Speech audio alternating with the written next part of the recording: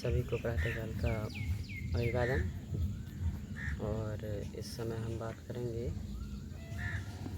संस्कार विधि के क्रम में चल रहा सीमंतोन्नयन संस्कार का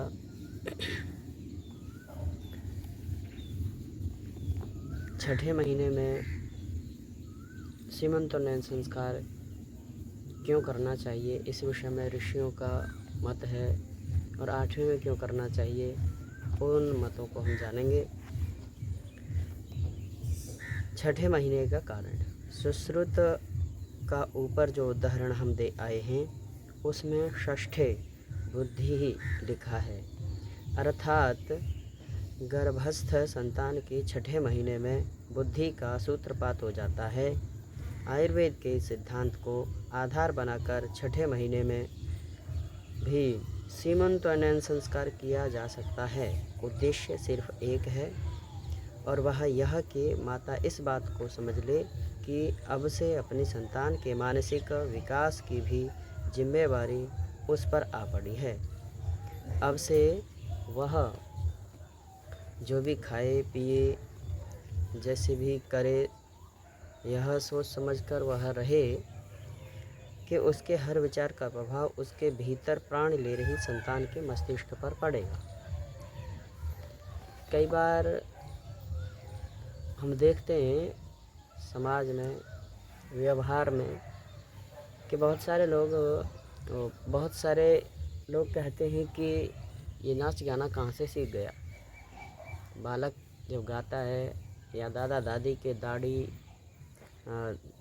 के दाढ़ी खींचता है तो ये सब कहने लगते हैं कि कहाँ से सीखा। माता पिता प्राय कह देते हैं पता नहीं कहाँ से सीखा। पता नहीं कहाँ से नहीं, वो जैसा देख रही थी, जैसे टीवी टेलीविज़न देखते रहते हैं, दूरदर्शन देखते हैं, या अन्य किसी कारणों से बहुत सारा व्यवहार होता है उनका परिवेश में, अपने परिवारों में। उन सब परिवारों का व्यवहार वो जैसे कर रही होती है। गर्भस्थ शिशु जिस समय होता है या गर्भ में जिस समय बालक होता है, और उस समय वहाँ जैसा जैसा व्यवहार करती है, जैसा सोचती है और जिन जिन परिस्थितियों में रहती है, उन सब का उसके ऊपर प्रभाव पड़ता है। इसलिए ये सब अनिवार्य है कि हम इस बात का विशेष ध्यान रखें।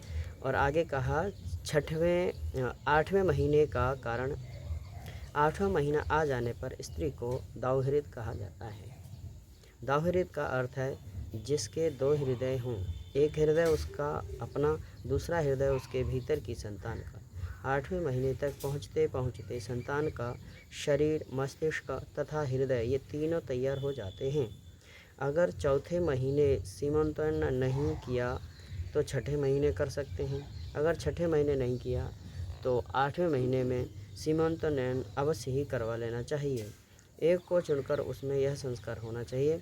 चतुर्थ में इसलिए क्योंकि चौथे महीने में मस्तिष्क के कोश यानी कि सेल्स बनने शुरू हो जाते हैं। छठ महीने में जो षष्ठम माह है, इसमें क्योंकि इसमें बुद्धि का बीज पड़ जाता है। अष्टम महीने में इसलिए क्योंकि 8वें महीने तक पहुँचते पहुँचते शरीर, मन, बुद्धि और हृदय, ये चारों बनना शुरू हो जाता है, चारों बन रहे होते हैं। और इस समय स्त्री को दावहृद कहा जाता है क्योंकि अभी पूर्वोक्त कहा कि उसके अंदर एक और प्राण ले रही संतान है जो कि उसका भी हृदय है। वह हृदय और एक माँ का हृदय दोनों मिला के 2 हृदय होते हैं, इसलिए उसको दावहृद कहते हैं। और वास्तव में माँ जिस प्रकार का खाती है, पीती है, रहती है, जैसे व्यवहार में वह रहेगी वैसे ही, और जैसा उसका सामर्थ्य होगा शरीर का, वैसे ही उस सामर्थ्य वाली संतान होगी। तो इसीलिए वास्तव में माँ को उत्तम उत्तम पदार्थों को खिलाना चाहिए, देना चाहिए। और इस स्थिति में उसको ये चाहिए कि दूसरे लोग भी उसकी सहायता के लिए तत्पर रहें, उसकी सहायता करें। और आगे कहा इसमें 8वें महीने में स्त्री को संतान के शरीर, मन, बुद्धि, हृदय, इन सबको स्वस्थ तथा क्रियाशील बनाए रखने की तरफ विशेष ध्यान देना चाहिए। अर्थात इस ओर बहुत ज़्यादा ध्यान देना चाहिए पहले बुज़ुर्गों को देखते हैं, बुज़ुर्ग माताएँ हैं, बहुत सारे समय पुराने समय की बातें हैं कि जिस समय हम भी छोटे ही थे तो उस समय भी हमने अपने आस-पड़ोस में व्यवहार में देखा था। कहते हैं पुराने चावल बड़े ख़ार होते हैं, तो वास्तव में ये सही बात है।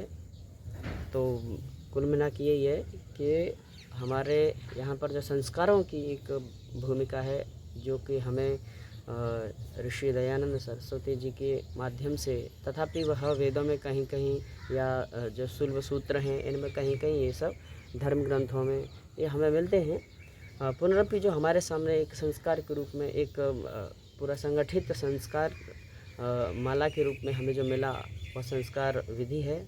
और इसी संस्कार विधि में ये हम तीसरा संस्कार जो सीमंतन संस्कार है, इस श्रृंखला को अवश्य ही हमें अपने जीवन में अपनाना चाहिए। प्रत्येक को ये संस्कार करवाना चाहिए। इत्येवं सम्।